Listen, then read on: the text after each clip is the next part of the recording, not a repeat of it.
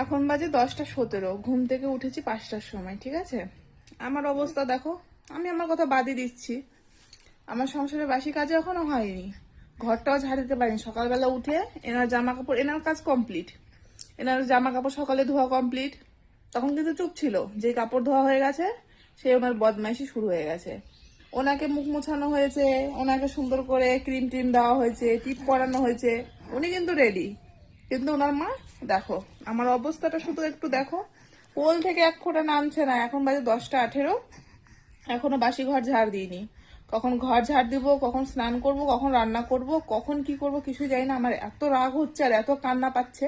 এখানে বিছানা করে রেখেছি, এখানে যে বেলুন বেলুন টাঙিয়ে দিয়েছি যে খেলু করো, থাকবে না বিছানাতে, কিছুতেই থাকবে না বিছানাতে, ও কোলেই থাকবে।